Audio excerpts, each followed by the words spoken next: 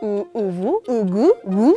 Seguro que últimamente te has cruzado por ahí con este extraño símbolo y seguro que te has quedado con cara de ¿what? Pues sorpresa, no eres el único. ¿Cómo lo pronunciaríais? Ugu. Ugu. Sí, siempre lo de así. Ugu. Son muchas las preguntas alrededor de estos 3 caracteres. ¿Qué significa? ¿Se puede pronunciar? ¿Hace falta tener un máster de ciencias otaku para usarlo? Por suerte, a Orejotas se le ha ocurrido hacer un vídeo explicándotelo. ¿A que sí? ¿A que sí? La verdad, están...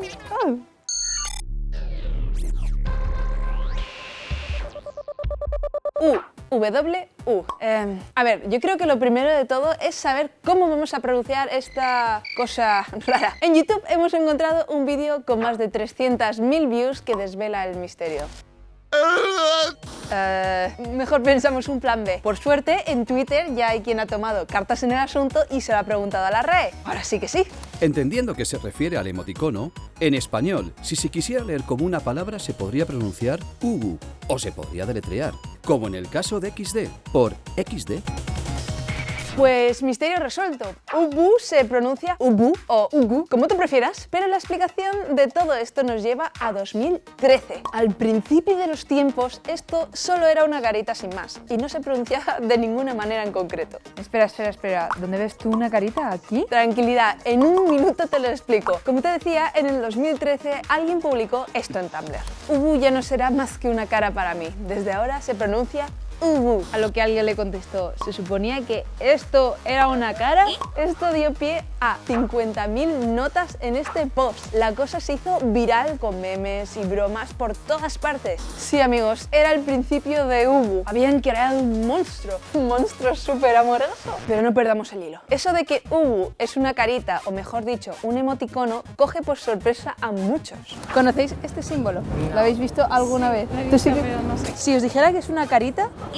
La W, lo oído, ¿no? Y la W, la boquita. Ah, sí. Pero ¿quién tiene los ojos y la boca a la misma altura? A ver, vamos a analizarlo. Un ojo, la boca, otro ojo. Pues sí, Ubu es una sonrisa tierna. ¿La ves ya? Sería algo como... Tranquilo, si no lo habías pillado, te ha pasado igual que a Mark Hamill. Un día le pidieron que tuiteara algo Ubu. Su respuesta... A ver, primero explícame qué significa ubu. No quiero que me toméis el pelo.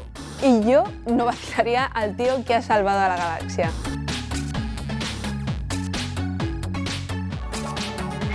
Cientos de memes después.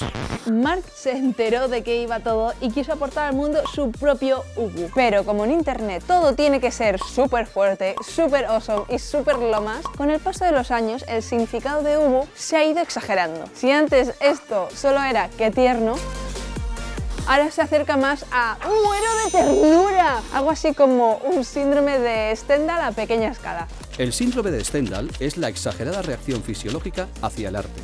Por ejemplo, Orejotas super Ubu. Esos vídeos de cachorritos y bebés son tanto... Creo que me voy a desmayar.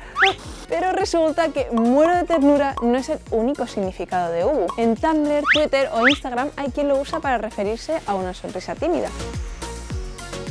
O quien lo usa con sarcasmo. El caso es que Ubu ya es súper habitual entre la generación Z. En Tumblr hay muros y muros dedicados exclusivamente a fotos super Ubus de bandas K-pop. O sea, solo tienes que poner Ubu BTS en el buscador para encontrar toneladas de imágenes con miraditas y poses de sus miembros. Ahora bien, ¿de dónde sale Ubu? Bueno, pues según ha podido investigar Orejotas, el origen de Ubu no está del todo claro. Por ejemplo, en la web cutekawamochi.com dicen que viene del mundo del manga y del anime. Según cuentan, esta es la forma que adopta la cara de los personajes cuando cierran los ojos mientras sonríen. Lo podríamos comprobar en Miku Hatsune, la primera cantante virtual de la historia. ¿Lo has visto, no? Vale, tiene sentido. Otra teoría es la que encontramos en knowyourmeme.com, que, por si no lo sabías, es la web más importante sobre emojis, memes y cultura shitposting. Aquí se habla de las salas de chat de 2004. Espera, ¿has dicho 2004? ¿Ubu tiene 15 años? Pues es muy posible. Mira, esto fue lo que escribió el usuario Daku Kitsune en el foro Fanfiction. Fue en una sección en la que los usuarios escribían relatos paralelos al mítico manga de Yu-Gi-Oh! Y si te fijas, en esa esquinita de ahí lo pone. Si queréis, lanzadme calamares y pescados. ¡Ubu! ¡Me lo merezco! Vamos, que este usuario escribió un relato y no quería mucho hate. Puede que sin saberlo, Daku Kitsune se haya inventado el emoticono más popular de 15 años después. Aunque, para ser 100% precisos, Ubu no es un emoticono.